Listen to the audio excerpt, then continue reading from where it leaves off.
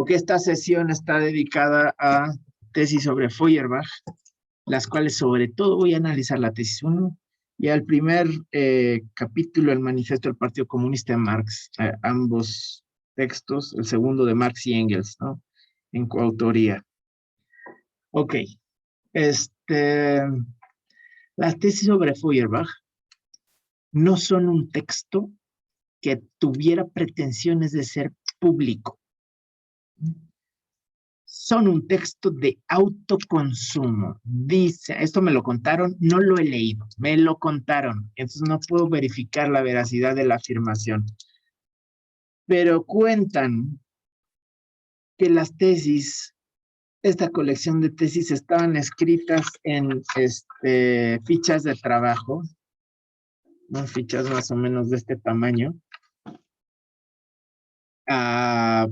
en mano, digamos, por puño y letra de Marx, y estaban insertadas, no sé si conocen este tipo de escritorios de antaño, que son de madera y tienen una tapa de vidrio, como para hacer lisa la superficie. ¿Sí los conocen o no los conocen?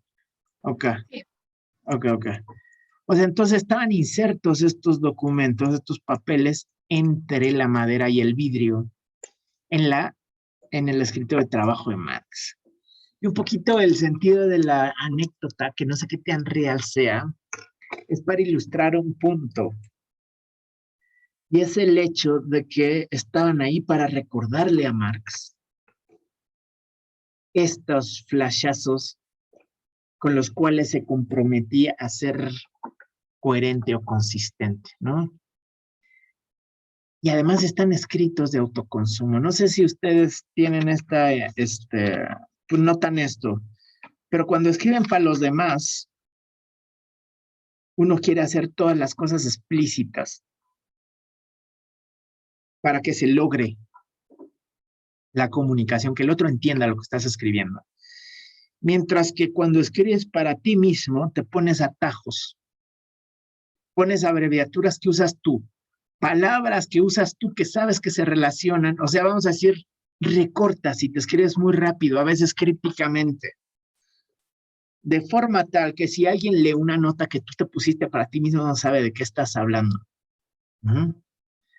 Bueno, un poco ese es el carácter de los textos que estamos revisando ahora, ¿no? Hegel escribiendo, bueno, Hegel escribiendo súper confuso, pero tenía pretensiones de publicar. Sí tenía pretensiones de publicar. Mientras que Marx escribe las tesis sobre Feuerbach, como diciendo, a ver, 11 puntos que no quiero que se me olviden y las anota así apresuradamente, ¿no? Ni siquiera lo desarrolla. Y este es un problemón porque no tenemos el privilegio de tener un gran texto de epistemología de Marx. ¿No? Marx no se dedicó a escribir la fenomenología de la materia. ¿No? O sea, y no escribió ese texto. Que hubiera sido la respuesta metodológica y epistemológica a la dialéctica hegeliana. En cambio, tenemos flashazos, pedacitos y retazos aquí y por allá en donde nos da cuenta de lo que sería esta nueva forma de hacer teoría, que se va a llamar materialismo histórico o materialismo dialéctico.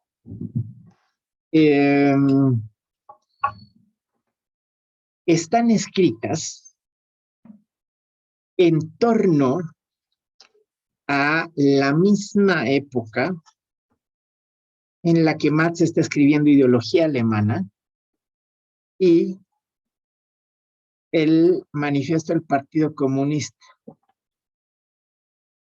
Pero, y esta es una tesis de Bolívar Echeverría, no sé si cuando les hablo de Bolívar me cachan la referencia.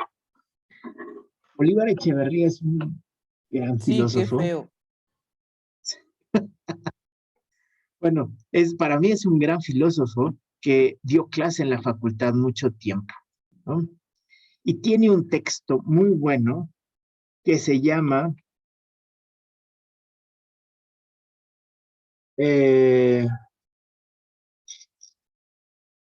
materialismo crítico y revolución, creo, que pusieron. Y es un texto que está publicado por Ítaca, de editorial Ítaca, en donde es una traducción de Bolívar Echeverría de las tesis sobre Feuerbach y lo que constituye las distintas versiones de la tesis de Bolívar sobre las tesis sobre Feuerbach. Y en ese texto, ¿por qué les empecé a contar eso?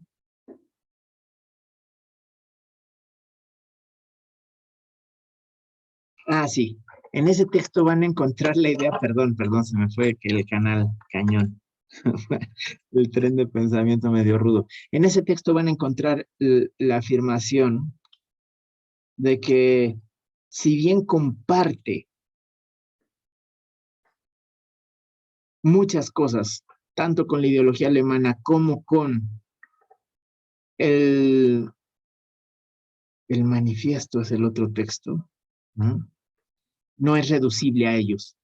Tiene una independencia teórica que no vemos desarrollada con privilegio en ninguno de los otros dos textos. A mí me interesa particularmente porque la sesión pasada nos metimos a la discusión en torno a las diferencias entre la dialéctica hegeliana y la dialéctica marxista. Y nos metimos al problema de la producción de conocimiento, es decir, la postura epistemológica del marxismo. Porque para Marx, la disciplina que nos compete acá, que es la filosofía de la historia, está estrechamente relacionada con la producción de verdad, ¿no? La producción histórica y la producción de verdad no son dos caras aisladas, ni hay una dicotomía ahí. Al fin y al cabo estamos hablando de un pensamiento dialéctico. Entonces, les quiero compartir la lectura de... Gracias, Jenko. Sí, justo. Discurso crítico. No, ese es el gran libro de Bolívar. Discurso crítico de revolución. Bueno, ay, perdón, no me acuerdo cómo se llama. Ahorita no me acuerdo. Puede que sí sea discurso crítico y revolución. Bueno, les voy a compartir pantalla. Espero que no nos bomben de nuevo. Vamos a buscarte sobre Feuerbach.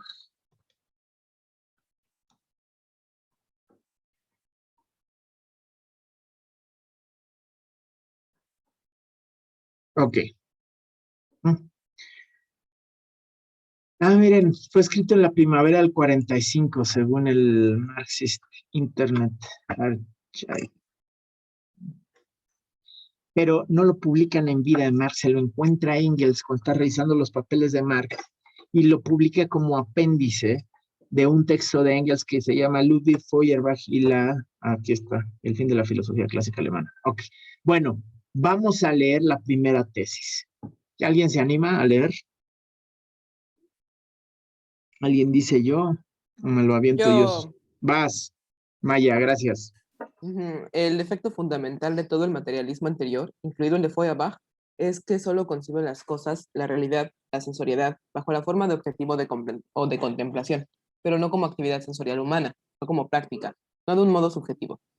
De aquí que el lado activo fuese desarrollado por el idealismo, por oposición al materialismo, pero solo de un modo abstracto, ya que el idealismo, naturalmente, no conoce la actividad real, sensorial como tal. Feuerbach quiere objetos sensoriales, realmente distintos de los objetos conceptuales, pero tampoco él concibe la propia actividad humana como una actividad objetiva.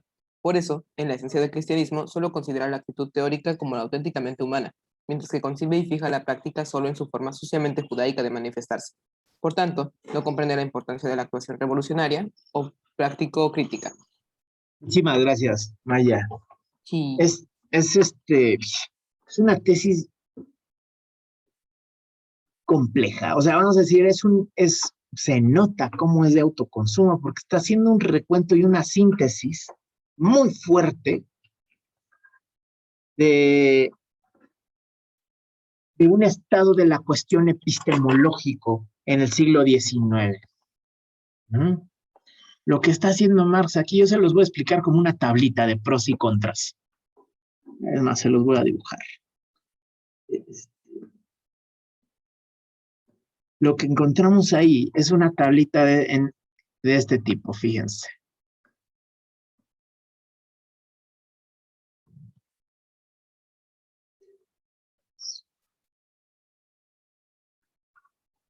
Ok, la canción.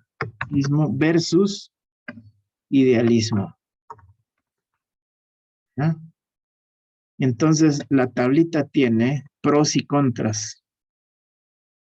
O más que a pros y contras, voy a ponerlo como aciertos y errores. ¿Ah?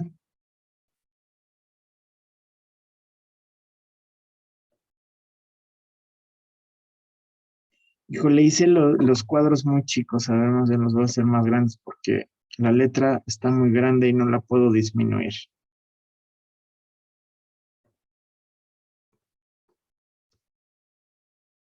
Esta es la estructura de la tesis. Ajá. Es una tabla comparativa entre dos perspectivas epistemológicas y los aciertos y errores que se encuentran desde el punto de vista de este nuevo materialismo que quiere plantear Marx, ¿no? Entonces vamos a ver, así más o menos, ¿no? Se cierra la tabla y al final de la tesis viene la síntesis, la gran síntesis. Ajá. Entonces, a ver, fíjense, el texto, la estructura del texto empieza aquí abajo, en los errores del materialismo, fíjense. La falla fundamental de todo el materialismo precedente. Ojo, cuando Marx en el siglo XIX habla de materialismo precedente, no solo está hablando del materialismo clásico tipo Aristóteles, ¿ah? Está hablando a todas luces de la configuración epistémica del empirismo moderno. Entonces voy a poner materialismo o bien empirismo. ¿Por qué? Porque incluye a Feuerbach ahí. ¿Ah? Y cuando habla del idealismo, no solo está hablando del idealismo con su configuración platónica, ¿no? Está hablando del idealismo con su configuración moderna, es decir, del racionalismo. ¿No? Todo el materialismo empirismo anterior. ¿Ah? Entonces, ¿cuál ha sido el error o la falla fundamental? Aquí empieza el, el texto de Marx, en este cuadrito. ¿Cuál ha sido? En que solo capta la cosa, la realidad, lo sensible, bajo la forma del objeto o de la contemplación. ¿No? A ver, aquí hay dos palabras alemanas que son difíciles de traducir, pero que en español encuentran una traducción bastante decente. Gegenstand y Object. ¿Ah? De buenas a primeras, los dos los queremos traducir como cosa. Es más, en español, si yo les digo un objeto, ustedes van a decir, un objeto es una cosa. Son sinónimos casi, ¿no? Pero lo que hace acá el traductor de esta tesis, que por cierto, durante mucho tiempo, esta traducción, como es la traducción de la editorial Progreso, ¿eh? Que es la editorial de la URSS, la editorial stalinista por antonomasia, no dan derechos de autor, evidentemente, países socialistas, ¿qué es eso del derecho de autor? Es un derecho más del capitalismo, entonces no estaba atribuida la traducción. Hoy sabemos que es una traducción de Wenceslao Roses, ¿no? De este gran traductor de Marx al español. Bueno, lo que hace Wenceslao muy atinadamente es traducir Gegenstand por cosa y Object por objeto. Es decir, conserva la palabra latina para la voz latina en alemán, Object por objeto, mientras que Gegenstand va a obtener el término cosa. Ok. Generalmente, en las palabras, en los idiomas sajones, teutones, anglos, ¿no? que también fueron conquistados por los romanos. Piensan en el inglés, pululan términos latinos. Object es un objeto, ¿no? Es un término latino.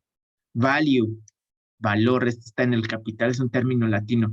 En esos textos, en esos idiomas, se tiende a utilizar el término latino para la versión más abstracta de una palabra y se conserva el término anglo o el término sajón o teutón para el término, para la, digamos, el sentido más concreto de la palabra.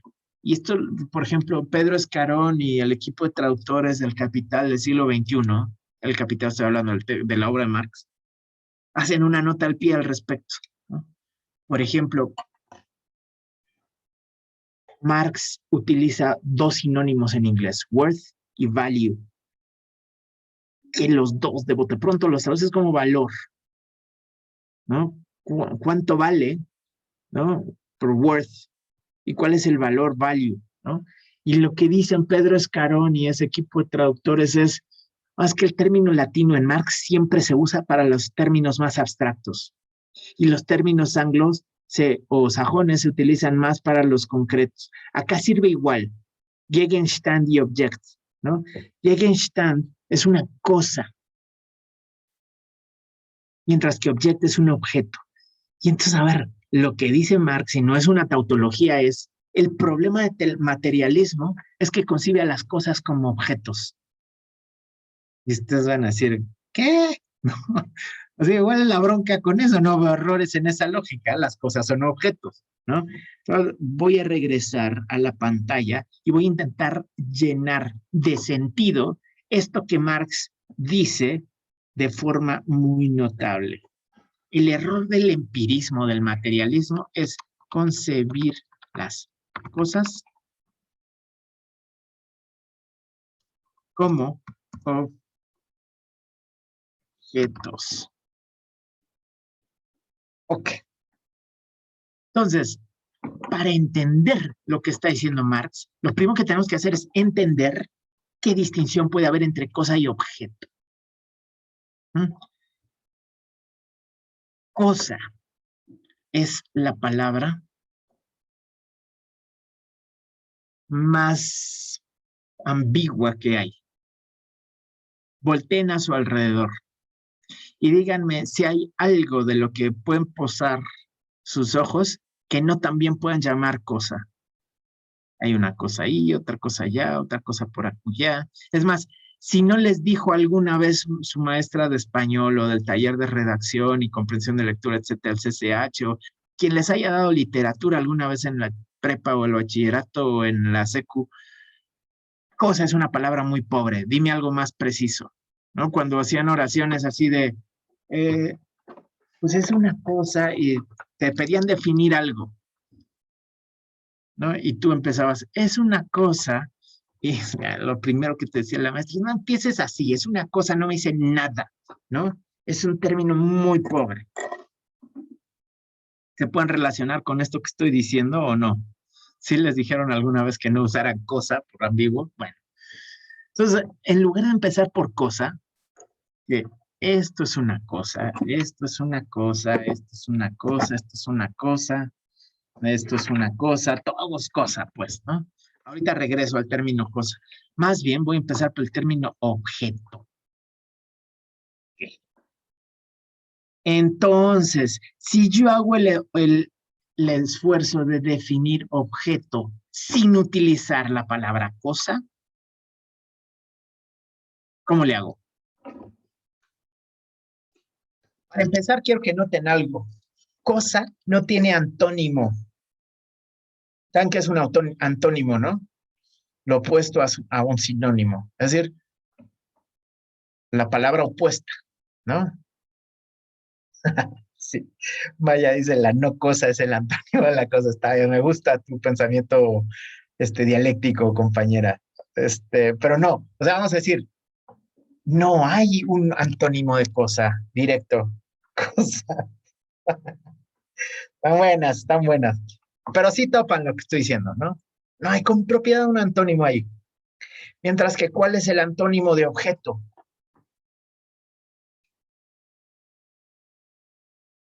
Eso, Conrado, sujeto. Miguel también. Exacto. Objeto tiene claramente un antónimo y es sujeto. Bien, vamos bien. Porque esta ruta nos va a echar claridad sobre la diferencia entre Gegenstand y Object. Entonces, ¿qué es el? A ver, en esa dicotomía, sujeto-objeto, ¿qué atribuciones tiene el sujeto? ¿Qué atribuciones tiene el objeto? Así, la más básica, no estoy buscando aquí desarrollar la dialéctica de objeto-sujeto. Nada más la primera atribución que se les ocurra que le podemos poner a objeto y a sujeto. En términos muy físicos, a ver, en términos de movimiento, ¿quién me dice? Dale, Francisco. Bueno, yo lo entiendo como que objeto es el que dirige su conciencia hacia, sujeto es el que dirige su conciencia hacia el objeto es dependiente del sujeto. Ok, muy bien, buenísimo. Ya, miren, yo esperaba una respuesta muy básica, física, y Francisco me da una respuesta muy kantiana, epistémica y filosófica. Bueno, yo les voy a poner una más burda. El sujeto mueve, el objeto es movido, ¿cierto?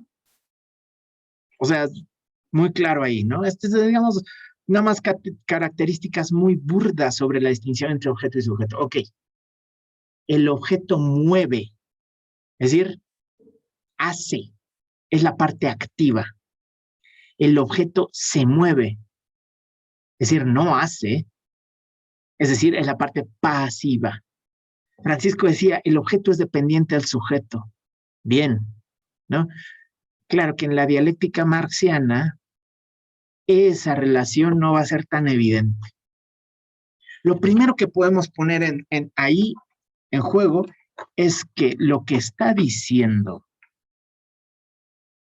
Marx es el error de todo el materialismo empirismo previo, es que dice que las cosas son pasivas. Las cosas no se mueven, las cosas son cósicas. Ahora sí tómenme esta otra tautología. El problema es que cosifica las cosas. Concibe a la realidad cósicamente, como si fuera algo dado, pasivo, como si la realidad no se moviera, como si, fíjense, la lista de cosas que explica Marx tienen que ver con el pensamiento objetivo. Es que solo lo concibe las cosas, o sea, fíjense, esa cláusula es una subordinada, es decir, está explicando a qué me refiero con las cosas, me refiero a la realidad, dice Marx. Solo concibe a las cosas, a este mundo de cosas material que está allá afuera, la sensoriedad, es decir, lo que percibo con los ojos, las manos, la lengua, el olfato del cuerpo, es decir, eso con lo que voy caminando y se está ahí choco, la materialidad, esas cosas, bajo la forma de objeto, es decir, como algo pasivo, sin historia, que no se mueve, que no se produce, que no es productivo, que no hace, es específicamente objetivo, es decir, a la realidad cósicamente, es decir, como algo estrictamente contemplativo. Las cosas son pasivas en su ser objetos de contemplación. Este es el primer error. Lo que nos quiere decir es, Marx tiene la sospecha que las cosas no son objetivas. Las cosas no son pasivas, las cosas no nada más están quietas, las cosas no están dadas, tienen historia, las cosas son proceso. Ok, esto es lo primero que tenemos en cuenta. De ahí a dónde salta en el cuadrito que estamos construyendo. La estructura de la tesis salta así. La siguiente parada es el acierto del idealismo. Y aquí quiero hacer... Disculpe, profesor. ¿Perdón? No, disculpe, es que mi internet está muy mal y me hace enojar. Disculpe. Ah, no te preocupes, no te preocupes. No, no hay ningún problema. Ok, la segunda parada es el acierto del idealismo. Fíjense, Marx, de quien hablamos, está buenísimo eso que puso Conrado en el chat. El objeto como RIP, Resquiat in pace, descansa en paz. El objeto descansa en paz. Esa es la pasividad del objeto. Está buenísimo. Bueno, regreso. El materialista histórico primero asigna aciertos al idealismo que al materialismo. ¿Mm? Y fíjense, ¿cuál es el acierto del idealismo? Que entiende que el mundo es subjetivo. Entiende la subjetividad de la realidad. Y aquí piensen en Kant. Bueno, tal vez ustedes, bueno, seguro ya llevaron epistemología, teoría del conocimiento, ¿no? Prof, entonces Marx está viendo el mundo y la realidad como un sujeto. Sí, pero fíjate, vamos allá, o sea, porque aquí está diciendo Marx, heredamos el mundo epistemológico en este debate. Materialismo contra idealismo. Y Marx dice, los dos están chafas, están incompletos, vamos a completarlos. O sea, Marx está intentando una gran síntesis ahí. Ajá. ¿Cuál es el acierto del idealismo? El acierto del idealismo es que concibe el lado o subjetivo de la realidad. Fíjense, el materialismo no entiende el mundo de las cosas como actividad sensorial humana. No lo entiende, no alcanza a percibir en esta cosa, actividad sensorial, o sea, material, humana. No entiende en qué sentido la pluma es actividad. Ese es el gran problema del materialismo, que concibe las cosas pasivamente. No concibe el mundo como práctica. El materialismo no entiende que esta cosa que estoy sosteniendo aquí es una práctica. ¿En qué sentido es una práctica la taza? Bueno, la taza cifra una forma de consumir líquidos. Ajá. Cifra una forma de consumir, además de determinados líquidos, que alguien, o sea, accidentalmente puedes tomar agua en taza, pero lo que tomas es cosas calientes, para eso es el asa, para que no te quemes. ¿Ah? El asa está ahí para beber cosas calientes. Son los objetos, son actividades, son prácticas, son formas de vida, son procesos. ¿Ah? Es actividad. No de un modo subjetivo, no entiende al mundo subjetivamente. Ese es el gran tache del materialismo. Ok, cruzamos al lado positivo del idealismo. De ahí que el lado activo, o sea, el lado activo, el lado subjetivo, fuese desarrollado por el idealismo, palomita para el idealismo. Vamos a la compartición de esquemita. Los aciertos van en verde. Idealismo entiende lado activo subjetivo de la realidad. Ah, palomita. Kant dice, el mundo es producción del sujeto. Fíjense, ¿cómo dice la crítica de la razón pura? Espacio y tiempo no están en el mundo, dice Kant. Más bien, el espacio y el tiempo los pone el sujeto del conocimiento en el mundo. ¿Qué quiere decir esto? Que es más bien la razón pura la que no puede conocer en categorías que no sean espacio-temporales. Voltea la epistemología Kant, el giro copernicano. Tremendo. Y dice Kant en el prólogo a la crítica a la razón pura, yo solo conozco del mundo lo que yo puse previamente en él. Contra el método científico. No estoy conociendo el fenómeno tal cual es. Estoy conociendo el fenómeno tal como lo orillo a ser. Piensen en sus experimentos de física.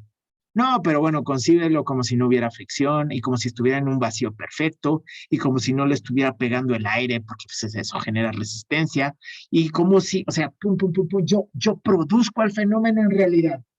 Lo produzco bajo las condiciones que yo quiero. Y entonces observo lo que de por sí quería observar porque yo lo produje como tal. Entonces dice Kant, no conozco la cosa en sí, conozco el fenómeno de la cosa. Es decir, cómo la cosa se manifiesta para mí, pero el fenómeno es producción del sujeto, no es producción del mundo objetivo. A ver, aguante, no está haciendo la panacea. De hecho, la crítica durísima va a ser para viene ahora. Crítica al empirismo es pasivo, objetivo, no ve el mundo subjetivo. Acierto del idealismo, sí ve el mundo subjetivo, pero error del idealismo, solo abstractamente. Este es Kant, no es Hegel. O sea, Kant piensa que la actividad del sujeto es meramente teorética. Error masivo. Esa es la actividad abstracta, la pura formal. Miren cómo lo dice Marx.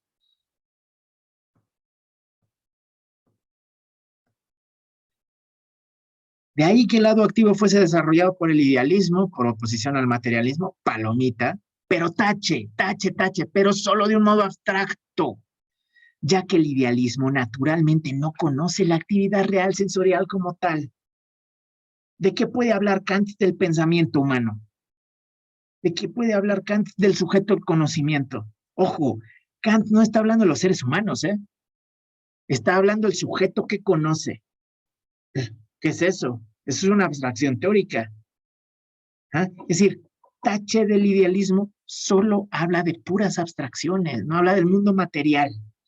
Entonces, a ver, perdón, esto lo tengo que borrar, esta crucecita, suprimir, ahí va palomita. Palomita, bueno, ahora viene el tache del idealismo. ¿Cuál es el tache? Es sí entiende lo subjetivo de la realidad, el lado activo, pero solo conoce lo ideal abstracto. Es decir, no conoce a la realidad real.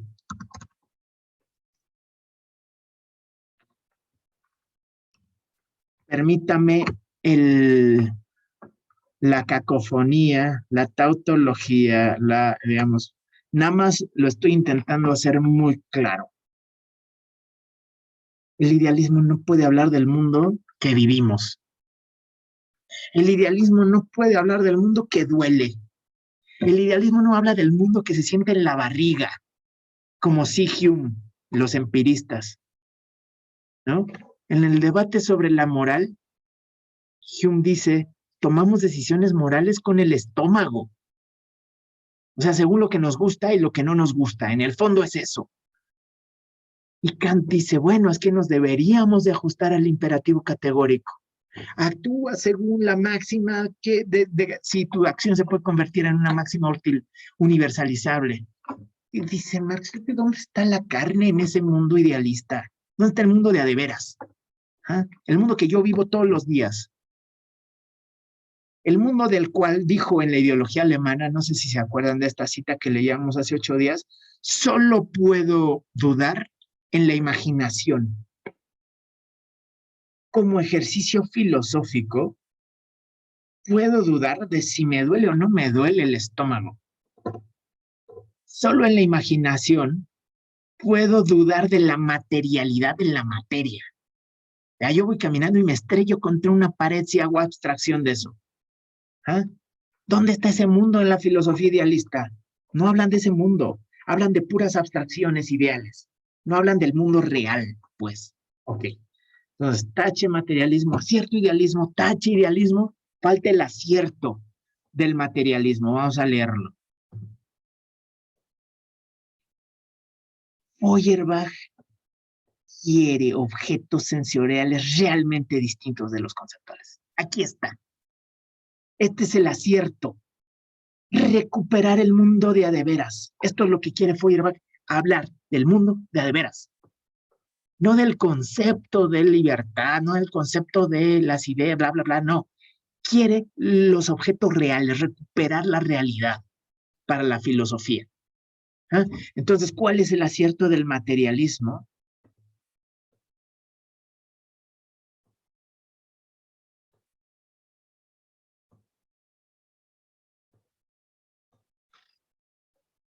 querer, la voluntad de recuperar la realidad material.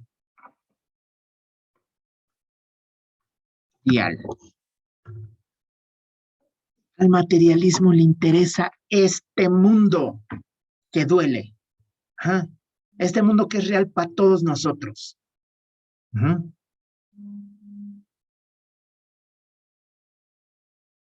No solo los objetos conceptuales, por eso el acierto de Feuerbach es querer distinguir entre los objetos conceptuales y los objetos reales. Ese es su gran acierto. Sin embargo, ¿qué pasa? Feuerbach acaba peor que Hegel, va a decir Marx. O sea, iba por buen camino, su corazón está del lado correcto, dice Marx. Quería recuperar la realidad.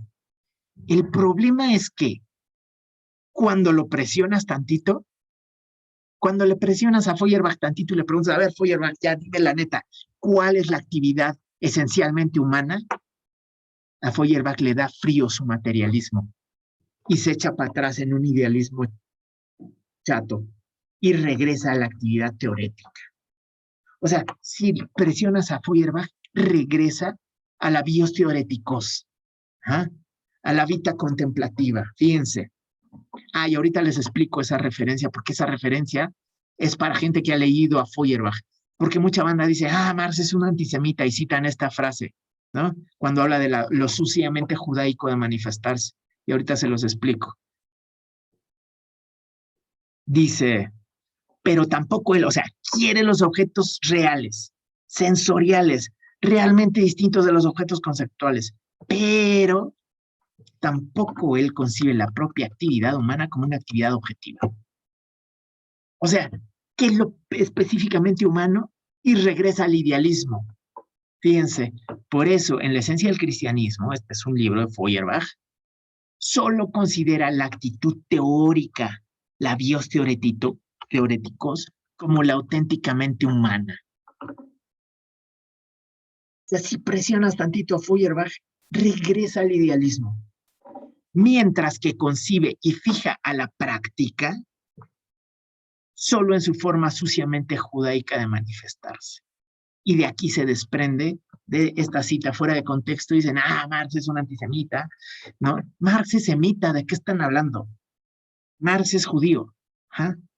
Ya no es practicante, pero es judío, es pueblo judío, ¿ah? No, aquí no está diciendo sucios judíos, no está diciendo eso.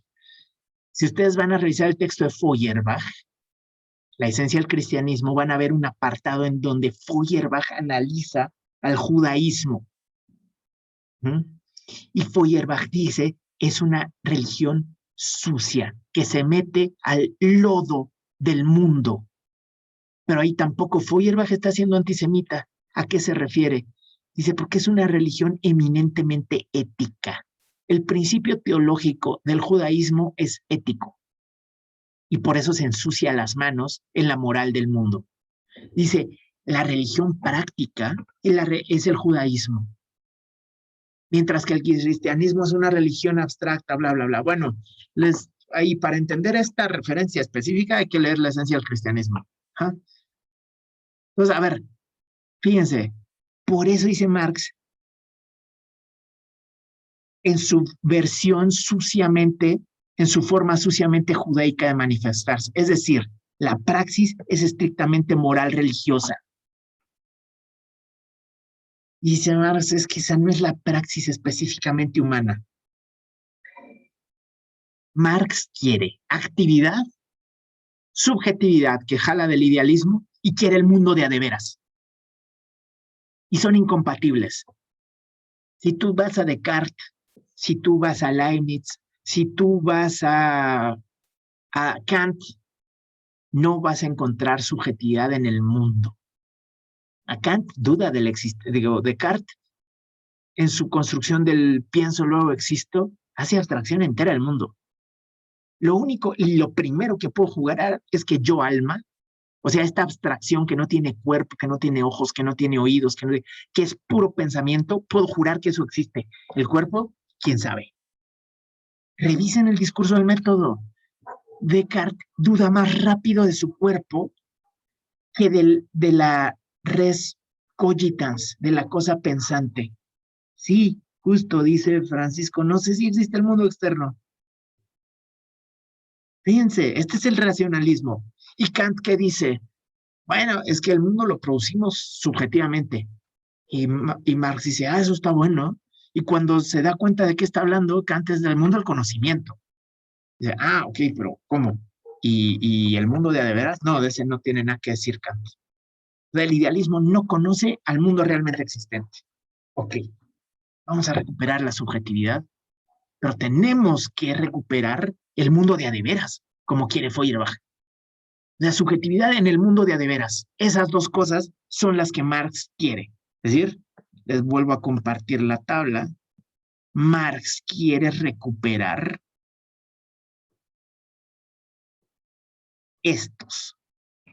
los aciertos del materialismo y del idealismo. Y de estos aciertos va a agarrar la gran síntesis. Ajá.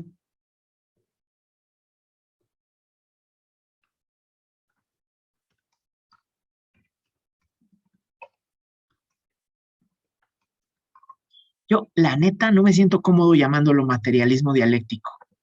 Tampoco me siento cómodo llamándolo materialismo histórico. ¿Saben por qué?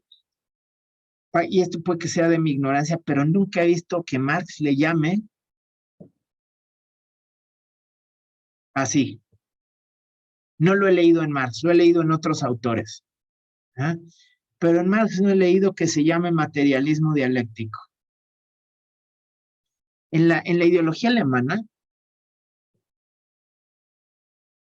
en muchos lugares, Engels, Marx llaman la nueva visión de mundo. Ajá. En muchos lugares, Marx dice, el método correcto es el método dialéctico de Hegel. No está de cabeza, dice en el Capital.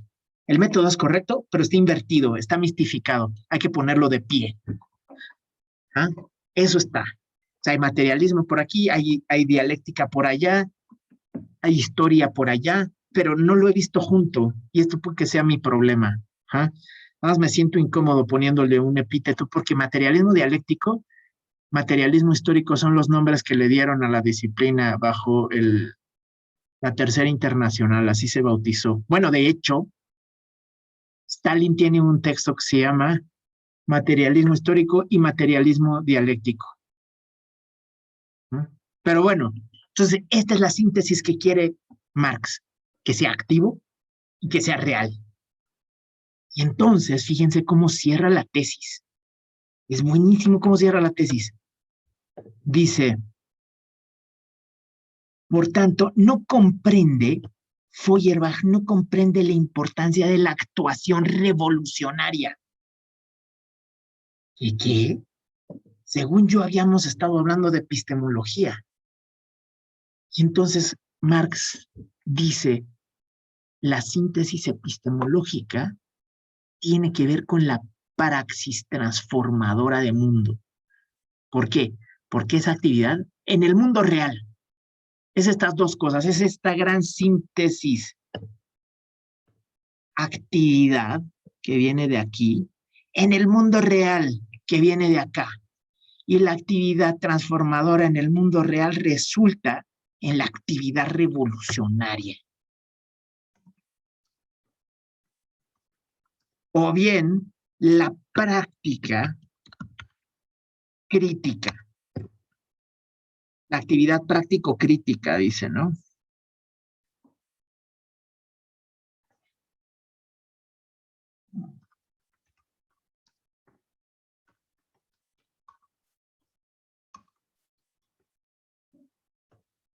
Fíjense, actividad revolucionaria y actividad práctico-crítica en una unidad epistemológica. Esto es la gran síntesis del materialismo histórico. Fíjense cómo no es una epistemología con pretensiones de neutralidad. No se trata del conocimiento objetivo del mundo, como nos lo quisieron vender en la Segunda y la Tercera Internacional. No. Esta es la fundamentación de una epistemología para transformar el mundo. Es una epistemología inminentemente política. ¿Ah? No se trata de cómo se ve el mundo objetivamente, se trata de una epistemología que te permite transformarlo. ¿Ah? Esta es la idea epistemológica de Marx, fundamentar la transformación del mundo. ¿Desde dónde? Bueno, desde la síntesis del idealismo y el materialismo previos. De hecho, fíjense lo que dice en la segunda tesis. El problema de si al pensamiento humano se le puede atribuir una verdad objetiva no es un problema teórico. Fíjense lo que está diciendo. La verdad no es un problema teórico. Y entonces, ¿qué han estado haciendo los filósofos durante 2000 años? Prof, Dime. ¿la verdad en términos generales o alguna verdad en específico? La verdad objetiva, así la describe. Ajá. Es decir, el problema de la verdad objetiva. Eso es lo que dice específicamente, para no sobreinterpretar. ¿Ah? Entonces, ¿a qué se refiere con la verdad objetiva? Se refiere a la verdad sobre el mundo. ¿No? A la verdad sobre el objeto, pues. ¿No? La verdad sobre el objeto no es un problema teórico. No se resuelve teóricamente si algo es verdadero. Si mi proposición sobre este o tal objeto es verdadera. Eso no es un problema que se resuelve en la teoría. ¿Dónde se resuelve? En la praxis. Es verdadero solamente si transformé el mundo. Sin un problema, aquí dice práctico. Una de las cosas que advierte Bolívar en su traducción de las tesis, que no es esta es la de Wenceslao, es que Wenceslao no distingue suficientemente de forma específica entre praxis y praxis. ¿No? Praxis es esta unidad práctico-crítica. Praxis ya es un resultado dialéctico de teoría y práctica, ¿no? De los momentos teóricos y los momentos de actividad práctica. ¿Ah? Acá lo que está diciendo Marx es que la verdad es un problema de la praxis. ¿Ah? Es en la práctica donde el hombre tiene que demostrar la verdad, es decir, la realidad y el poderío, la terrenalidad de su pensamiento. ¿Qué quiere decir esto? Que lo verdadero es una construcción histórica. Esto me recuerda, por cierto, algo que dice Sartre. En el existencialismo es un idealismo. Que, por cierto, en ese texto Sartre se pelea a muerte con cierto tipo de marxistas franceses, ¿no? Iba a decir Sartre, le ganamos a los nazis no porque tuviéramos la verdad. ¿Ah? La verdad no es un problema objetivo. Le ganamos a los nazis porque hubo más gente que estuvo dispuesta a poner el cuerpo y la vida en defender la lucha en contra del fascismo. Vamos a decir, el problema no era teórico. No es si teóricamente tenían la razón los nazis. El problema era práctico. ¿Quién tiene la capacidad de transformar el mundo a partir de su acción? Fíjense, cuando hablábamos de la dialéctica en Hegel, decíamos, uno de los puntos fundamentales es entender que no hay una relación dicotómica entre ser y pensar, entre el ser y la verdad. Por tanto, la verdad son formaciones históricas. Y hace, ¿qué les gusta? 600 años, la verdad es que el mundo era plano. Era una formación histórica esa verdad, esa configuración de verdad era una formación histórica. No era falso, no es que el mundo viviera en una mentira, es que esa era la verdad en ese entonces. ¿Ah? Y la verdad cambia conforme cambia el mundo, decía Hegel. Entonces, hoy la verdad es que el mundo es esférico. Es una formación histórica. ¿Ah? Ok. ¿Qué quiere decir Marx acá? Marx está llevando esa noción dialéctica de no dicotomía entre ser y pensar a lugares muy radicales. La verdad no es un problema en la teoría. La verdad es un problema de la praxis. Es verdadero aquello que logra transformar el mundo. Si no logra transformar el mundo, entonces no era verdadero. ¿Ah? Fíjense la epistemología revolucionaria que está fundando Marx acá. Por eso, ya nada más para no seguirme, que yo de las tesis sobre Feuerbach puedo clavarme así días y días, ¿no? Nada más les voy a leer la última. Es así como Power, ¿no? Black Power. Fíjense, los filósofos no han hecho más que interpretar de diversos modos el mundo, pero de lo que se trata es de transformarlo. ¿No? Es un pensamiento muy poderoso, el pensamiento de Marx, ¿no? Es un pensamiento poderoso. Bien, hasta aquí dudas, preguntas, comentarios. Si no, voy a ocupar o sea, yo quería que fuera al revés. Darle media hora a las tesis sobre Feuerbach y 1 hora y media al primer capítulo del manifiesto del Partido Comunista. Resulta que me salió el chirrión por el palito. Entonces, dudas antes de irme al manifiesto. Comentarios.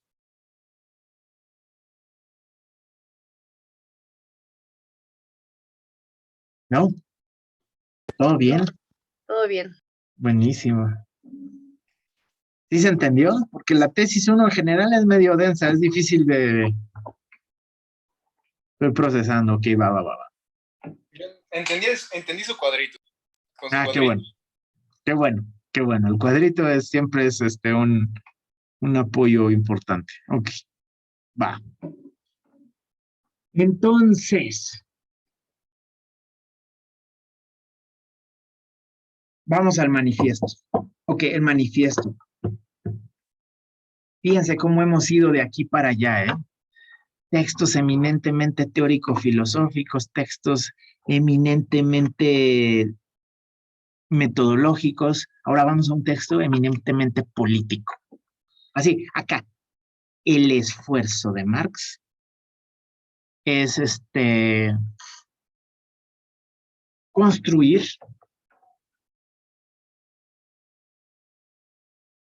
un panfleto político. Ojo, es importante. O sea, cuando Marx y Engels llegan, Marx llega exiliado a Inglaterra. Les conté todo eso, lo van corriendo. Es más, Marx nos contó todo eso en el prólogo, cuando lo invitan a salir de Prusia, de Francia, de Bélgica, y cae en Inglaterra. Y en Inglaterra se halla. Allá no lo persiguen, ya no lo corren, ¿no? Llegan a militar con un grupo internacionalista que se llama la Liga de los Justos. Y los más radicales son Marx y Engels, que están volviéndose locos en contra del capitalismo, y es una locura de las buenas. Entonces les dicen, ¿saben qué? No, ya no nos vamos a llamar la Liga de los Justos, nos vamos a llamar la Liga de los Comunistas. Y vamos a publicar nuestro manifiesto. Entonces esa bandita, le comisionan la escritura del manifiesto. Y entonces salen Marx y Engels, y el objetivo es escribir un texto incendiario, político, eminentemente político. Ajá. Cuando la banda lee el manifiesto del Partido Comunista, de repente pierde el piso. ¿Ah? Y no topa que está leyendo un panfleto con objetivo de ser panfleto. Es decir, de ir a hacer, como dice la política leninista, hacer agitación afuera de las fábricas. O sea, lo imprimes y lo haces panfleto y lo repartes, ¿no? Con la banda Lelo, ¿no? Yo es básicamente compartirles la llama de la revolución a la banda Lelo, porque si lees esto te vas a enojar, ¿no? Como cuando van a un concierto, bueno, no, en mis años, ¿no? Ibas a un concierto de una banda que se llamó en los 90s Rage Against the Machine, ¿no? Una furia en contra de la máquina. Y salías de un toquín y tenías ganas de ir a quemar algo, ¿no? En el mundo. No vamos a reventar cajeros automáticos, maldito capitalismo. Bueno, así, la onda con el manifiesto es que es un texto que tiene mucho power. El otro día estaba dando clases de Rousseau. Estábamos leyendo el contrato social y yo les decía, es que Tal vez hoy ya no se siente. No, ya no, o sea, leemos el contrato social y no lo sentimos. Pero era un texto poderosísimo. ¿Qué quiere decir que un texto es poderoso? Un texto que se sale de las hojas. Es decir, que motiva a la acción a la banda que lo lee. Eso es un texto poderoso. Díganme un texto, el texto poderoso por antonomasia. El texto poderoso por antonomasia es la Biblia, camaradas. Van a decir, ya salió cristiano. No, no les estoy diciendo que soy cristiano. Les estoy diciendo que la Biblia es un texto súper poderoso. O sea, es un texto que ha motivado en Occidente a la banda a moverse, ¿no? Es más, así, si me apuran, bueno, el canto general es mucho power de Neruda, dice Omar. Pero a ver, aguántenme, déjenme, termino este desarrollo. Hay una relación bien estrecha entre imprenta y Biblia. La imprenta, como ustedes saben, nace en el alto feudalismo, al final de la Edad Media con Gutenberg, y el libro que se ponen a publicar es la Biblia. Y este es uno de los procesos de democratización más poderosos del mundo, porque hasta antes de esto, todo, o sea, un mundo, imagínense esto, un mundo estructurado en torno a la lógica del cristianismo. Todas las instituciones políticas y sociales giraban en torno a algo que te contaba un cuate en latín, porque se oficiaba en latín, y la banda creía, pero no muy sabía por qué, ni entendía, ni había leído jamás la Biblia. Y llega la revolución de la imprenta y empiezan a repartir la Biblia, y la Biblia empieza a salir de los circuitos estrictamente escolares y académicos, y la banda que empieza a leer o conoce a alguien que lee, escucha a alguien más leer la Biblia, pasajes que la banda no conocía antes, etc. Esto fue así, fue gigante. Y en el Renacimiento llega Lutero. Llega Lutero y ya trae broncas con el pedo de la estructura eclesiástica. Publica sus 95 tesis, y las 95 tesis de reforma empiezan a encender como un fuego forestal Europa, porque se imprimen y se panfletean las 95 tesis, y la banda empieza a escuchar eso y se empieza a encender. Y entonces muchos reformados bien radicales de la época, uno que me gusta mucho es Thomas Munzer, dice, ahí está el pan, y empieza a publicar en imprenta sus sermones y sus panfletos, y la banda se empieza a mover. No se entendería la reforma protestante sin la imprenta. Bueno, en el siglo XVIII fue, el contrato social de Rousseau. Y ustedes lo leen ahorita y dicen, no, ese vato no tiene nada de radical. Bueno, en esa época, en las barricadas de la Revolución Francesa, ya cuando Rousseau estaba muerto y enterrado, se cantaban consignas que venían del contrato social. Así de poderoso. ¿Ah? Bueno, piensen en la faz del siglo XX. El siglo XX se movilizó a la banda de formas tremendas por la lectura del manifiesto del Partido Comunista. Obviamente no estoy reduciéndolo al idealismo de un texto produce acción. No, no así de fácil. No vamos a hacer abstracción de las condiciones materiales que empujan a las personas a tener ciertas condiciones objetivas, bla, bla, bla, pero sí que modelan formas de acción que de otra forma no estarían modeladas de esa forma. Y el manifiesto del Partido Comunista es eso, es un texto muy poderoso, muy, muy poderoso. ¿Ah? Movió y sigue moviendo a la banda.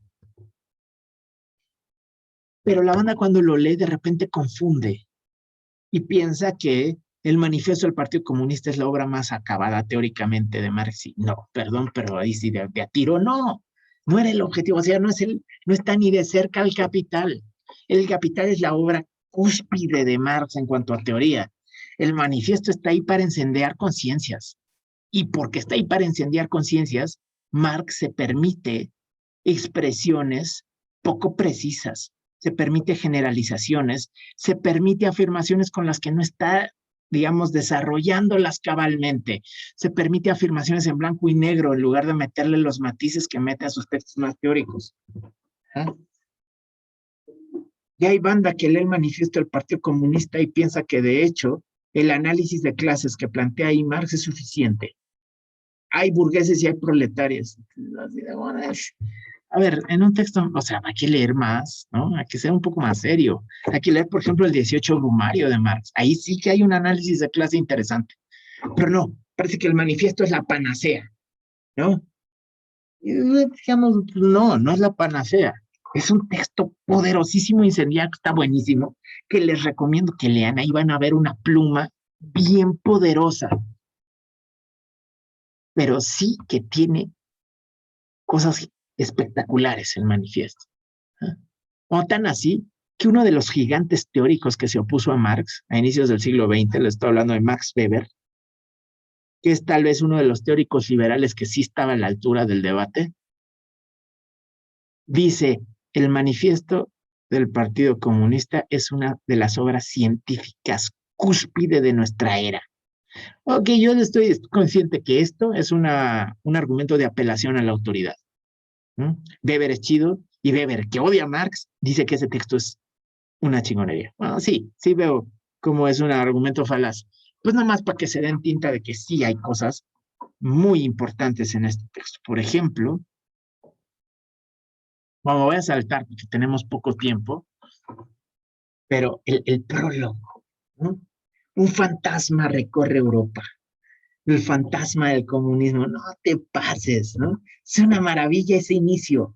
Y además, Marx es un clavadazo, es más, está escribiendo en la época de, bueno, obviamente de Darwin, pero de Dickens, ¿no? De Charles Dickens. Y es fanático de Christmas Carol. Sí, Antonio, estoy de acuerdo. Pone la piel chinita. Y está metido en la literatura romántica de la época, de monstruos y fantasmas y vampiros. Por cierto, va a haber monstruos, fantasmas y vampiros por todo el Capital, ¿no? Es decir, tiene estas referencias por todos lados. Y acá, Marx acaba de leer el de Christmas Carol, ¿no? El de Scrooge, que odia la Navidad y no deja ir a la cena a su trabajador, y lo visita el fantasma del presente, del pasado y del presente y del futuro. No sé si se acuerdan de eso, ¿no? Bueno, esas referencias están ahí metidas en el manifiesto. Y un fantasma recorre Europa, es el fantasma del comunismo. ¿Y por qué? Porque todos usan la palabra. Sí, el grupo en el poder para tachar a la oposición. La oposición buena para tachar a la oposición mala. El Vaticano a los herejes, ¿no? Los dictadores a los liberales. Todos usan el término comunista como un insulto. Y entonces dicen Marx y Engels, ya es hora de que los comunistas le digamos al mundo quiénes somos y qué queremos. ¿Ja? Es la primera reivindicación, fíjense, es una reivindicación de un término, una transvalorización, esto que le encanta a los nietzscheanos, hablar de la transvalorización de los valores, bla, bla, bla. Bueno, esto es una transvalorización de los valores. El término comunista era un insulto, hasta que llegan estos Marx y Engels y dicen, esa palabra es nuestra. Déjame, me pongo esa camiseta y te digo de qué estoy hablando. Y esto se fija como modelo de manifiesto. Por ejemplo, ustedes lean otra vez esta referencia sartreana que me gusta tanto, Sartre. El existencialismo es un humanismo, empieza igual. Todo el mundo utiliza el término existencialista para ofender. Puede que los naturalistas como Zola estén describiendo cosas mucho más viles y crueles de la naturaleza humana, pero a ellos nadie los insulta, nos insultan por, alguien dice una grosería y les dicen, te estás poniendo muy existencialista, ¿no?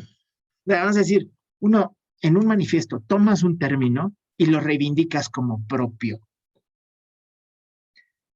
Y entonces empieza el primer capítulo que se llama así, burgueses y proletarios. Y en las ediciones que nosotros conocemos, llega Engels y dice, no, a ver, hay que definir, ¿no? Cuando decimos proletarios, nos referimos a la clase social que no tiene propiedad privada de medios de producción, que lo único que tiene es fuerza de trabajo para vender. Mientras que cuando hablamos de burgueses, nos referimos a la clase de capitalistas modernos. Busquen, a ver, vamos a ver si es cierto esto. Si es cierta mi hipótesis de que si buscamos el manifiesto, va a venir la nota al pie de página de Federico Engels. El partido.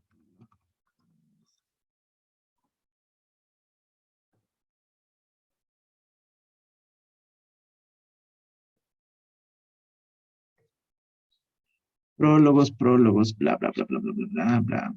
Prólogo, acá está. Burgueses y proletarios, es que aquí no viene, no es una edición crítica en marxist.org. A ver, vamos a buscar otra. Tampoco. Es una edición crítica esto. A ver, vamos a ver. Les quiero enseñar la nota al pie. Miren, aquí. ¿Ven? Burgueses y proletarios, nota al pie.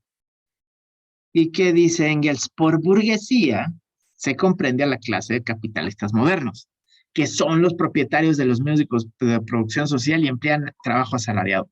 Por proletarios se comprende la clase trabajadora de asalariados modernos que, privados de medios de producción, se ven obligados a vender su fuerza de trabajo para poder existir. Nota de Federico Engels a la edición inglesa. ¿Por qué? ¿Por qué viene esta nota? Porque es un panfleto. En el siglo XIX, 1848, cuando escriben este texto, decir burgués es decir fresa. Uy, decir fresa es en mediados del XIX decir burgués. Es un término sociológicamente amorfo. Piensen de dónde viene el término burgués.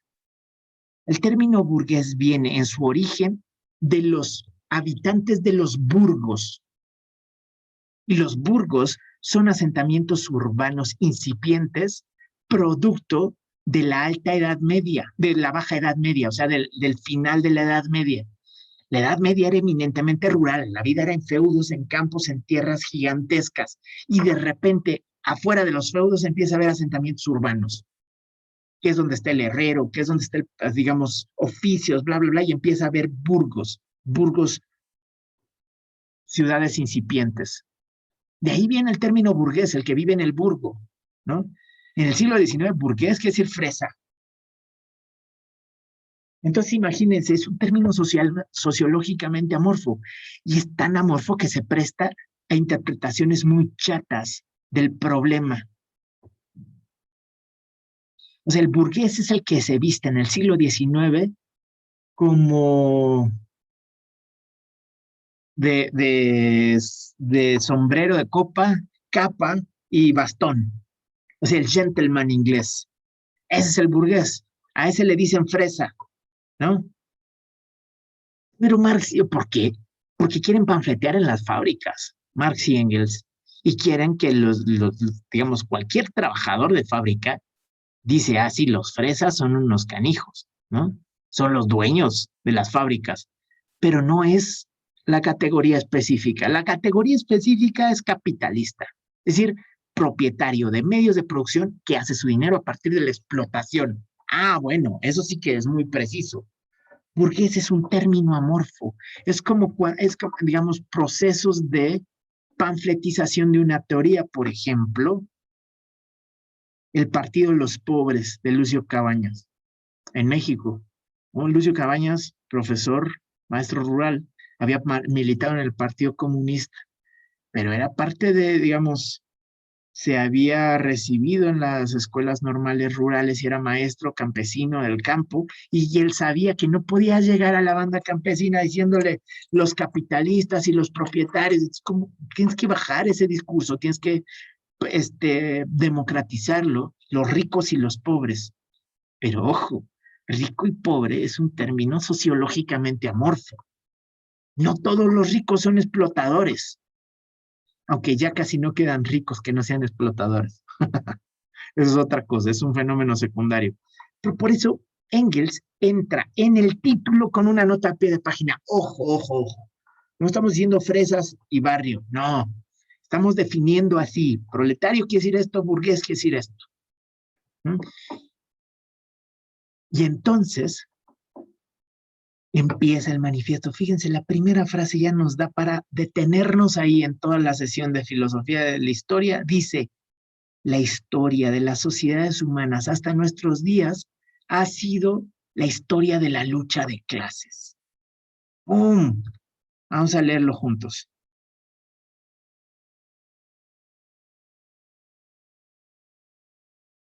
La historia de todas las sociedades a nuestros días es la historia de la lucha de clases. Fíjense, la historia es conflicto. La historia hasta hoy ha sido conflicto, pero seguimos leyendo. Hombres libres y esclavos, patricios y plebeyos, señores y siervos, maestros y oficiales, en una palabra, opresores y oprimidos, se han enfrentado siempre, mantuvieron una lucha constante, velada unas veces y otras veces franca y abierta, lucha que terminó siempre con la transformación revolucionaria de toda la sociedad o el hundimiento de las clases en pugna. Fíjense qué le podemos aprender a las 3 primeras líneas del manifiesto. No hay una teleología en la historia. Esto es genial del manifiesto del Partido Comunista. La historia ha sido lucha de clases. ¿Cómo acaba esa lucha? No siempre hacia la emancipación, porque a veces sí, a veces ha terminado con la transformación revolucionaria de la sociedad, pero otras veces ha terminado con la caída de las clases en pugna. La historia no es lineal, no está escrita a priori, dice Marx, y aquí se está peleando con el idealismo. ¿Ah? Con Hegel, que dice, la historia es la realización de la libertad humana. No, perdón, pero no. La historia es conflicto, es lucha de clases, y a veces va para un lado y a veces va para otro, dice Marx. En las anteriores épocas históricas encontramos casi por todas partes una completa diferenciación de la sociedad en diversos estamentos. Y empieza un análisis verdaderamente sorprendente que después de las primeras 4 cuartillas no das crédito. Entonces yo pensé que iba a leer un texto anticapitalista madres. Yo pensé que iba a leer el texto más crítico del modo de producción que había leído hasta ahora. Y resulta que es una oda al capitalismo. O sea, el texto de Marx empieza con flores al capitalismo por su profunda capacidad revolucionaria, no solo al modo de producción capitalismo, sino a la clase burguesa. La clase burguesa donde llega lo revoluciona todo, transforma profundamente al mundo, ¿no? Lo hizo redondo, dice Marx. La burguesía hizo redonda al mundo, fíjense. Nuestra época, la época de la burguesía, se distingue, sin embargo, por haber simplificado las contradicciones de clase, ¿no? Lo simplifica y pone 2 polos, burguesía y proletariado.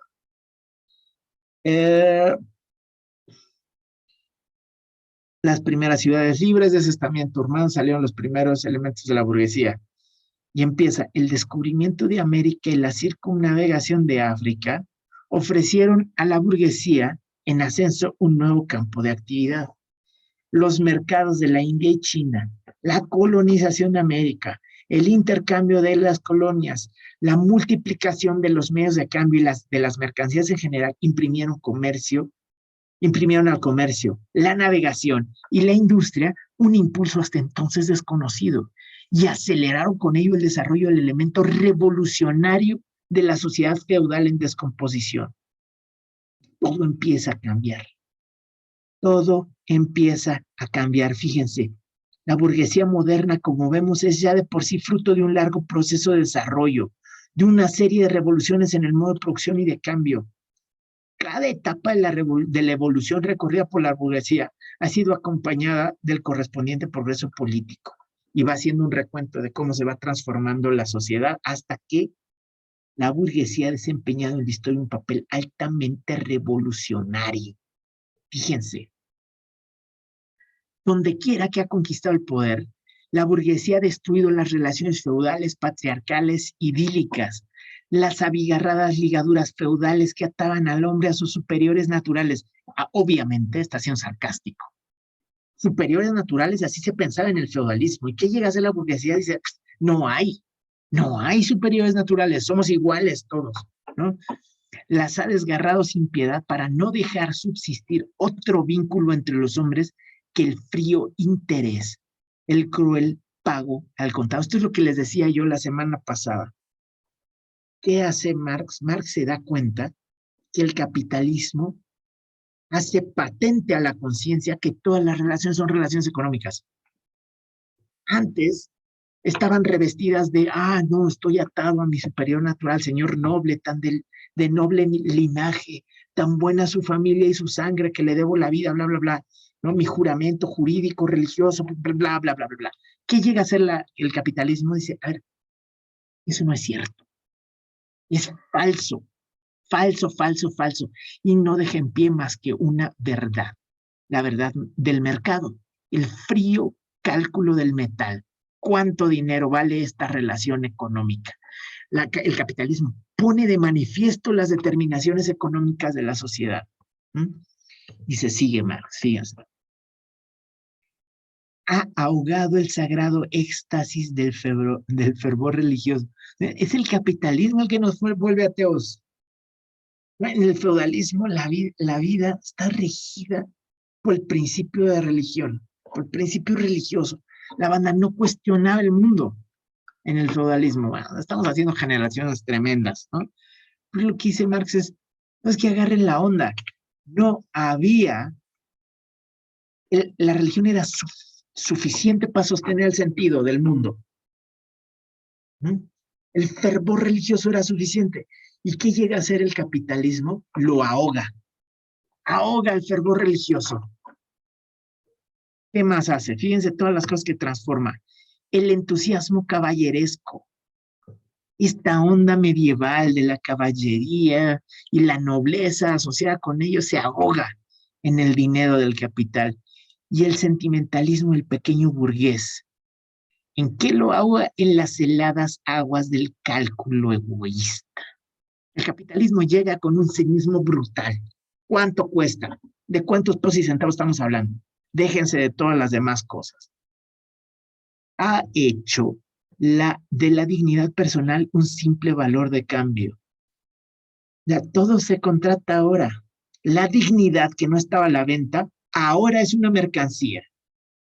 Ha sustituido las numerosas libertades, bla, bla, bla, bla, bla. Todo esto. Bueno, fíjense, la burguesía le quita su aureola a las profesiones que antes pensábamos sagradas. El médico, el jurisconsulto, dice Marx, que antes, no, bueno, la nobleza del médico que se dedica a la salud de los demás. La burguesía dice, no, se vende, la salud se vende, y le quita su halo de nobleza. El jurisconsulto, que está ahí para defender al pueblo, se vende, el derecho se vende. El profesor, no, bueno, es que educa, se vende, el profesor se vende, la educación se vende, la salud se vende, la defensa de los derechos se vende, todo se vende ahora, todo se mercantiliza en el capitalismo. Por eso va a decir, todo lo sólido se desvanece en el aire. Este título que va a agarrar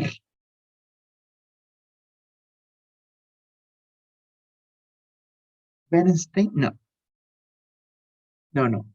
perdón, no. ¿Quién es el que escribe? Berman. Mil gracias, Dante. Berman. Este título de todo lo sólido se desvanece en el aire, de donde Berman está hablando de la condición posmoderna, donde se pierde la estructura. Bueno, Marx está diciendo, eso es el efecto del capitalismo. Llega a destruir todas las instituciones tradicionales de una sociedad y las sustituye por el mercado capitalista. Todo lo transforma, ¿no? Y revoluciona constantemente el mundo. Es el único modo de producción que vive específicamente de revolucionar constantemente las relaciones de producción. Las está transformando y transformando y transformando y transformando todo el tiempo. Y después de toda esta oda, y tú dices, wow, ¿no? Pues o sea, el capitalismo está haciendo cosas pesadas, ¿no? Hace despertar potencialidades productivas que no habían ni siquiera soñado todas las generaciones previas. Miren, les voy a seguir leyendo partecitas de la oda. Bueno, ha desgarrado el velo del emocionante sentimentalismo que cubría las relaciones familiares.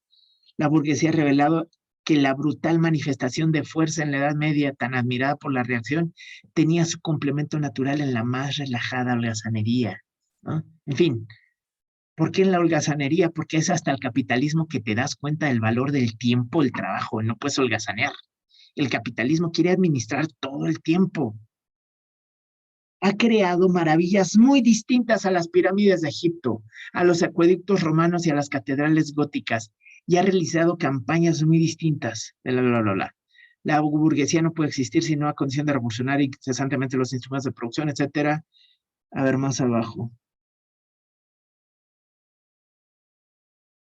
Todas las relaciones estancadas y enmohecidas con su cortejo de creencias e ideas veneradas durante siglos quedan rotas. Las nuevas se hacen añejas antes de llegar a oficiarse. Todo lo estamental estancado se esfuma.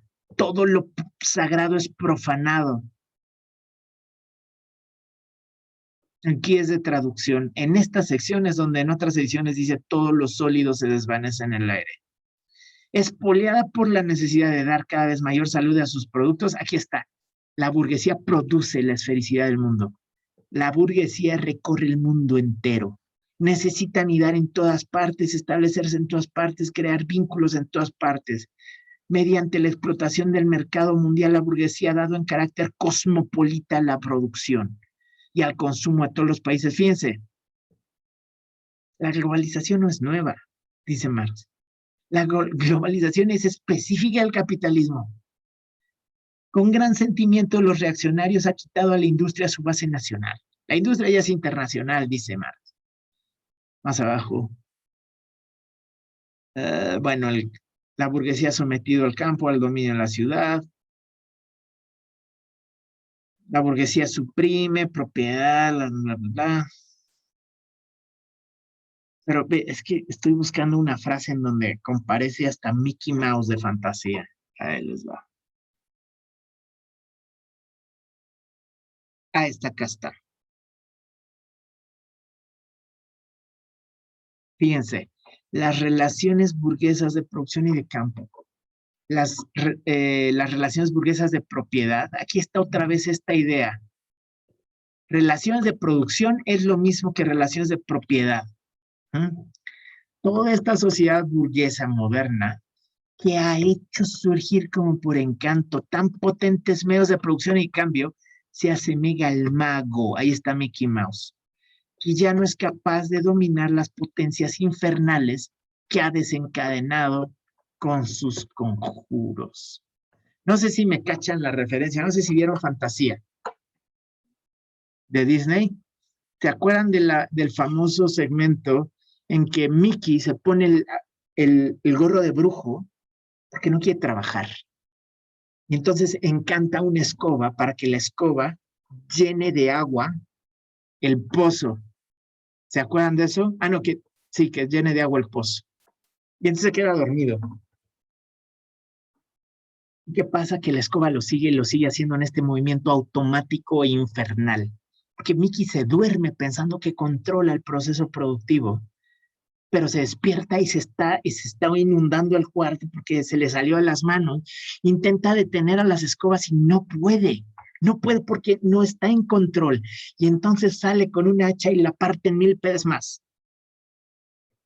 Vamos a verlo. ¿Ya se los mostré a ustedes ese video o no se los he mostrado? Ah, eso es una maravilla. Vamos a ver.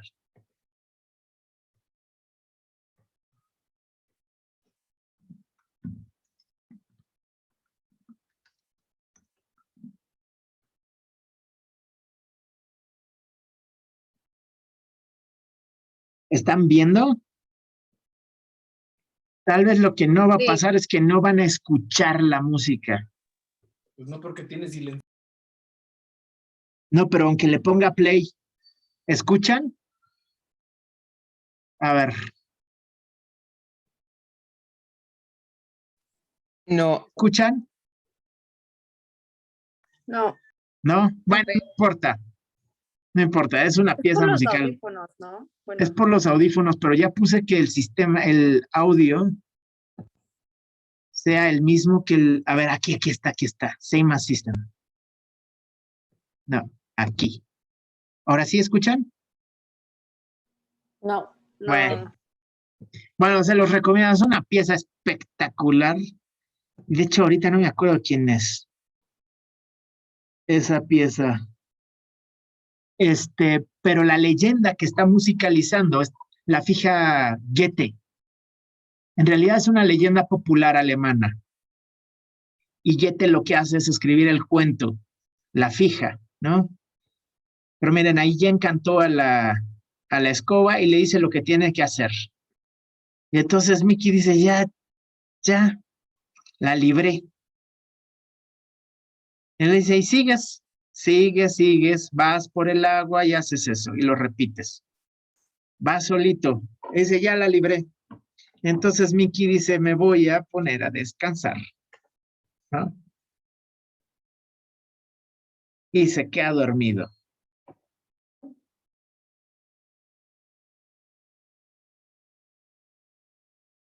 Ahí se sienta y se queda jetón. A ver, voy a desacelerarle tantito porque no tenemos tanto tiempo. Ahí se empieza a quedar dormido. Se adormece y empieza a soñar. Fíjense, un desdoblamiento cósmico.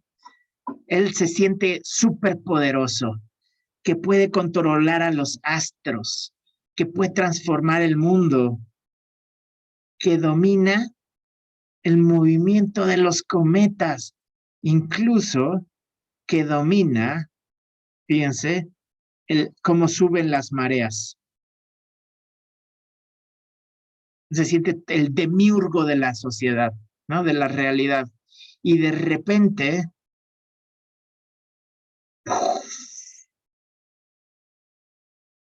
empieza a jugar con el agua también. La empieza a hacer crecer. Él piensa que está controlando eso. Hasta que de repente se da tinta, que se empiezan a formar nubes. Ahí viene. Cuando se da tinta que ya no está controlando el asunto, es cuando el agua lo empieza a ahogar. Entonces la realidad le da un baño de agua fría y dice, no eras tú el demiurgo de todo este proceso. Bueno, y entonces aquí ya viene la salida de Disney. Él intenta detener, pero no puede. Lo arrollan las fuerzas infernales que desató y dice, ¿qué hago? Lo destruyo. Y sale y lo hace astillas. Y de cada astilla, ¿qué creen que va a pasar? Piensa, ya la libré. Pero de cada astilla se levanta una nueva escoba. Y ¡pum! No puede hacer nada. Claro, el Deus es machina, o sea, la salvación ad hoc de todo este proceso es que llega el brujo, porque Mickey es el aprendiz, ¿no? Entonces se está ahogando y finalmente llega el aprendiz de brujo y parte las aguas como Moisés y salva el día. Ok. Está basado en una historia que fija, les digo, Goethe, ¿no? Y Goethe, pero ¿de qué está hablando esta historia? Está hablando en versión comunista, en Marx, de cómo la burguesía desencadena fuerzas productivas que piensa que controla. Esta es la genialidad de Marx. La burguesía piensa que controla el modo de producción capitalista. ¿Por qué? Porque come mejor, porque viaja y se queda en mejores hoteles, porque su cama es más cómoda, porque no tiene angustia de qué va a comer mañana. Se pone la camiseta, pero fíjense, es como el amo. en la dialéctica del amo y el esclavo de Hegel está más enajenada, porque piensa que es el demiurgo, pero no es cierto. ¿Ah? Se da cuenta que no controla las fuerzas productivas que desencadena. Fíjense, voy a regresar al texto. Dice, se asemeja al mago que ya no es capaz de dominar las potencias infernales que ha desencadenado con sus conjuros. ¿Y cuáles son esas fuerzas infernales que desencadenó con sus conjuros? Dos cosas: fuerzas productivas que no controla y al proletariado. Fíjense, en la de, por eso me encanta usar a Fantasía Disney, porque Walt Disney sin proponérselo es comunista, ¿no? El proletariado es esta clase social que fue creciendo, que fue siendo formada en la lucha de la burguesía contra la aristocracia, se fue fogueando. En la Revolución Francesa, la burguesía ganó por el proletariado, por el pueblo llano, se va fogueando, y de repente, son sus enterradores. Mickey los quiere partir en 1000 pedazos a estas fuerzas productivas, y de cada astilla se levanta una nueva escoba que sigue moviéndose, ¿no? Y entonces aquí, este es el punto cúspide de la oda a la burguesía, y aquí empieza la segunda parte del capítulo. Si ya nos aventamos burgueses, ahora nos vamos a aventar proletarios. Porque así como la burguesía fue creciendo y revolucionando el mundo, así bajo el proceso de producción capitalista se construyó a la clase social de los enterradores, los que van a empuñar las armas que le van a dar fin al capitalismo. Ya nos pasamos de la hora, pero pues de eso va ese capítulo. Les recomiendo que lean la última sección. A partir de ahí, el aprendiz de mago es de mago, bueno, el mago, en este caso no es aprendiz de brujo, es brujo, ¿no? El mago que desencadena poderes inferiores. Ese es el gozne. El gozne que une la sección Oda al capitalismo con la sección Los proletarios van a transformar el mundo, ¿no? Y entonces ahí habla de cómo el proletariado va incrementando su conciencia, cómo al principio la lucha de clase se manifiesta como odio a la máquina. Y entonces la primera forma de lucha es destruir la máquina que te explota. Y pronto el proletariado se da cuenta que no es la máquina, que es el patrón de la fábrica. Y pronto se da cuenta que no solo es en esta fábrica, sino en la de al lado. Y pronto se da cuenta que es toda la ciudad y todo el país. Y entonces al principio es de carácter nacional, pero pronto se va dando cuenta que la clase está por todo el mundo. Y entonces proletarios de todo el mundo unidos, ¿no? Es una joya ese texto, se los recomiendo. Como se nota, soy muy groupie, ¿no? Hasta acá lo vamos a dejar. La próxima sesión vamos a empezar con Nietzsche, porque si no, de a tiro no nos da tiempo. O sea, nos quedan pocas sesiones, ¿no? Entonces, el texto de Nietzsche que tenemos que empezar la próxima sesión se llama La segunda intempestiva, o bien de los usos y abusos de la historia para la vida, o bien de la utilidad y perjuicio de la historia para la vida. A ver.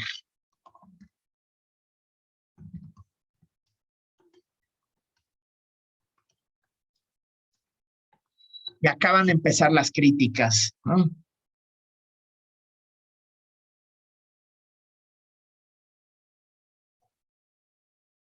A ver.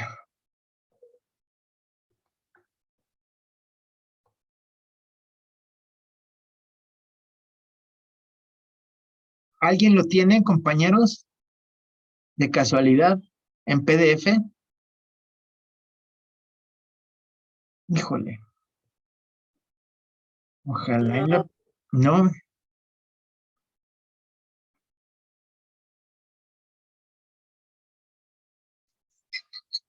A ver.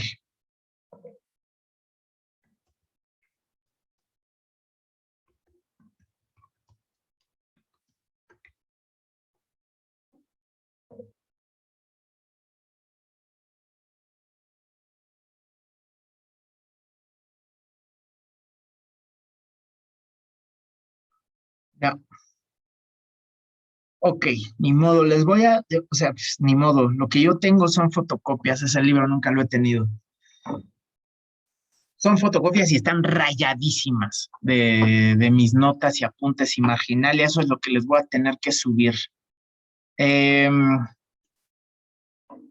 Van a empezar las críticas. A Nietzsche lo vamos a emparejar con Hegel.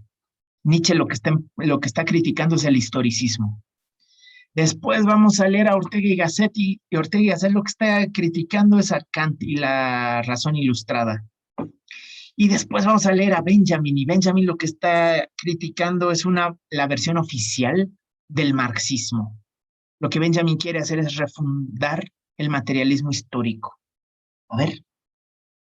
Ay, gracias, Dante. Ya ahí está en el chat, por favor, compañero, yo lo estoy bajando. Ahorita lo pego en la plataforma. En el aula. Sí, mil gracias, ahí está. Ok.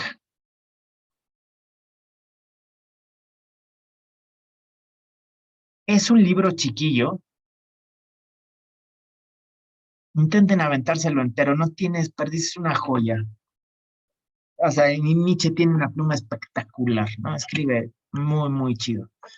Pues bueno, ahí lo dejamos, compañeros y compañeras. Ya están formados los equipos. Vayan trabajando en eso. Y la próxima sesión vamos a iniciar, así como esta sesión iniciamos haciendo los equipos, la próxima sesión no me dejen que me arranque, por favor, antes de que produzcamos entre todos la rúbrica del textito escrito que tienen que producir y que se van a calificar en pares. Ajá. O sea, van a producir todos el ensayo. Esto es lo que les decía el primer día de clases que no hemos regresado a revisitar. Van a producir un texto y los vamos a intercambiar. Y todo el mundo va a tener una rúbrica. Una rúbrica que además pusimos entre todos. O sea, va a ser una guía para calificación del tipo, ¿tiene una intro? Sí, ok, sí, ¿no? Y ¿qué? Esa intro explica lo que va a hacer, contesta la pregunta de título, esa intro plantea los textos donde se van a, o sea, una rúbrica súper particularizada para que ustedes puedan leer al compañero, aprenden de lo que el compañero escribió y cómo respondió, y también aprenden de un proceso de evaluación de pares. La hacemos juntos y y me han dicho me han dicho, tengo la teoría, que es un ejercicio espectacular, que aprenden mucho más que si yo soy el que doy retroalimentación. Que si yo soy el que doy retroalimentación, realmente no se fija el conocimiento, como si ustedes producen primero la rúbrica, entonces saben lo que ustedes tienen que escribir. Lo escriben y luego ven el desenvolvimiento de otro y califican en pares. Me han dicho que es buenísimo en construcción de conocimiento. Vamos a ver si es cierto. Banda que le sabe, ¿no? A los procesos de construcción del conocimiento, me ha dicho esto. Bueno, así vamos a iniciar la próxima sesión, haciendo juntos la rúbrica y la vamos a subir a la plataforma también. Les agradezco mucho la atención de esta sesión. Nos vemos el próximo viernes, compañeros. Saludos. Gracias. Profe. Gracias. Bye, bye, bye. Gracias, profe. Nos vemos. Gracias, profe. Gracias. Chao, bye. Bye.